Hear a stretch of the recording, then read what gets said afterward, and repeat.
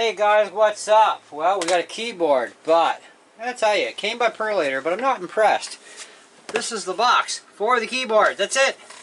And it wasn't even sealed. Like, seriously?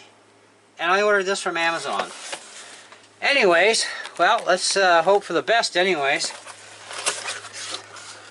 So, I wanted a new gaming keyboard, something with pretty lights. Kind of retro steampunky style thing, and this one at least was in Canada. Everything else was in China. I'm not waiting like 2 to 3 months for stuff to show up. I'm a little impatient. What the heck is that for? Anyway, so looks like everything's intact. Not a very impressive way to ship something. I bought a lot of stuff from Amazon over the years, especially since the whole world pandemic, and of course the rest of you are doing the same thing. We're all ordering stuff online. But I've had every other package, never a problem. It's always been packaged properly. This, on the other hand, is definitely not.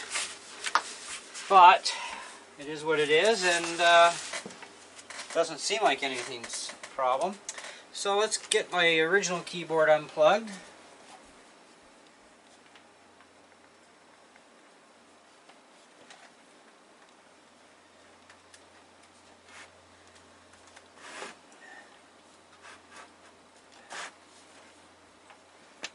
Alright. Yep, sounds like the right one.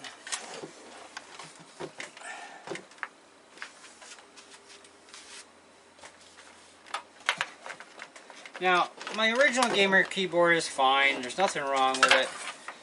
It came with my computer, but it's like one color of blue, and it's not the brightest. Although you can make it pulse, which is kind of cool, but you can't change colors. And it ain't funky. You gotta have funky, cool stuff. So I thought, well, let's see what they got on Amazon. And this was about 63 bucks Canadian. You know, free shipping, of course, because I have Prime too. But anyways, of all the keyboards out there, I figure this one looks pretty cool.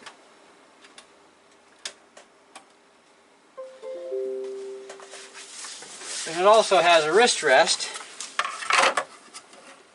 that's magnetic. So it's like, oh, that might be a little nicer for playing games. We'll see. So, this is our default when we plug it in. And let's check the little manual out, because I'm kind of curious what that black thing is for.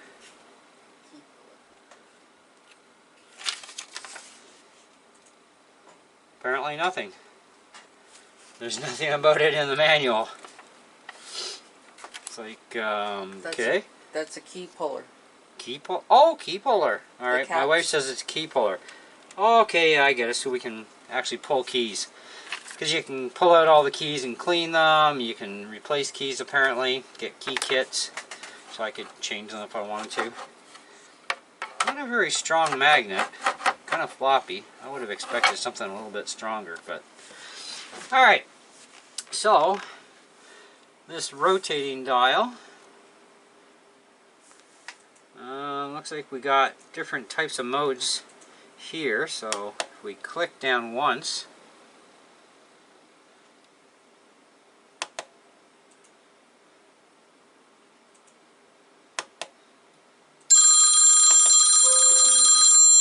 there goes my phone, but we're going to ignore it.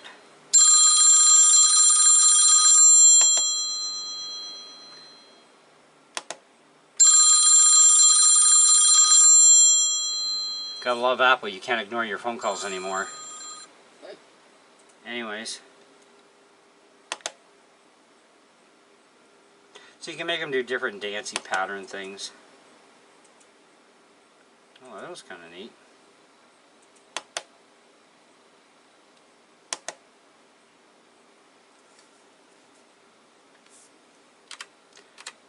Ooh, that's cool. Lights up different stuff as you hit the keys.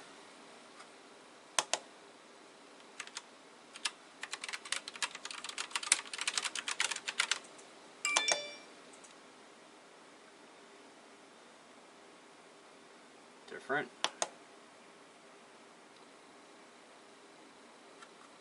Like a chaser thing.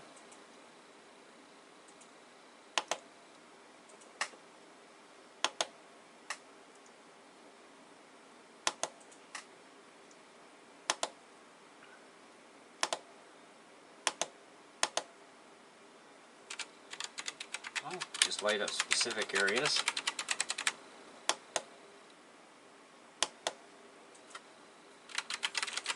Okay, now we got some colors. I wonder if we do a solid color or something. There's 19 preloaded RGB effects. Adjust the brightness by rotating the knob. Ooh, cool. Alright. Customize M1, 2, and 3. Press and hold the M1, 2, or 3 until the knob indicator flashes and the lights of the keys are off. Okay, so M1.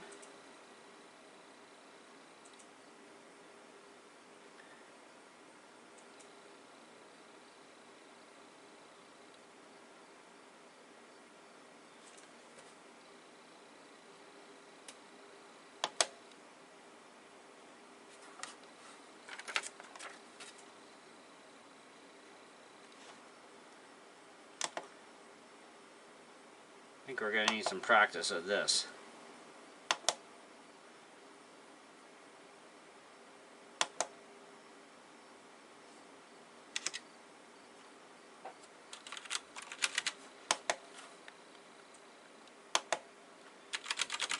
Okay, we'll figure it out. I want to try and get a solid color that I like. We'll have to work on that one. Control the volume. By rotating the knob, you can adjust the volume of your headset or speaker, or press the button to make them mute. Okay.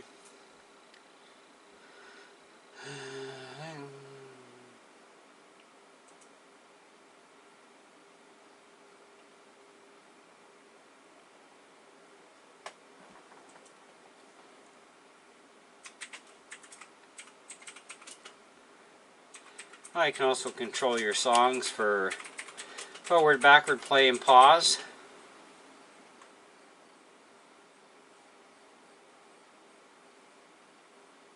Okay, that's kind of interesting.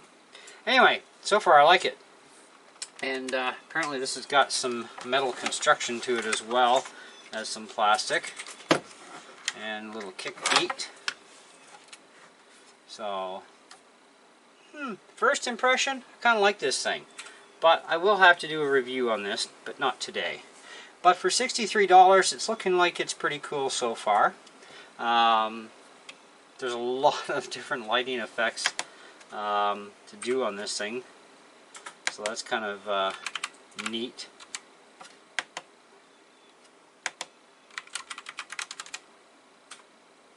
Seems to be built rather well. I don't like the magnet though. I think the magnet could have been a lot stronger, because that's just a little too squimmy even for me.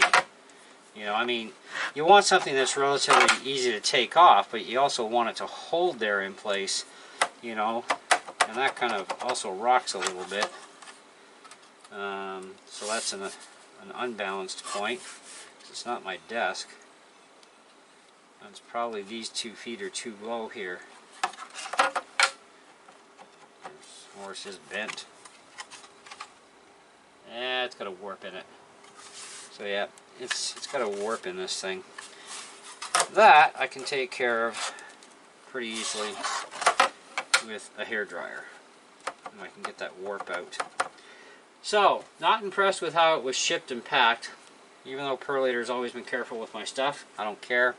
It's not even sealed with tape on the box. Like, anybody could have just taken even this part out if they wanted to or something, you know. So, not impressed there. So Amazon, you need to get your act together on that one, that's for sure. Or your seller does, that's for sure. But I do like the style of it. And everything else seems to be pretty cool. I can either go with or without this armrest, wrist rest thing. It doesn't really matter to me either way, but we do have to fix that and get the warp out of it. I may make a complaint about that on Amazon, and maybe they'll send me a new wrist rest. Otherwise I'll try and take it out with a hot iron and see what happens, or hair dryer. But anyway, that's what I got for you guys. So far I like it. I'll let you know further when I get to doing a review on it, what I really think about it in the end. But it is definitely a far sight better either way from what I did have, and still do, and will keep as an emergency backup, because I even changed my mouse over to a new mouse recently. I got one of these Havoc mice. My wife has the same one, and I wanted a new gamer mouse, because my gamer mouse that came with it, it's like one color of blue, and it doesn't even light up when I'm playing games. Lights up when the computer boots, but then it doesn't want to stay lit during games, so it's like, that sucks. This at least is cool and programmable and fun. But anyway, that's what I got. Thanks for watching. Catch you on the next one. Ciao.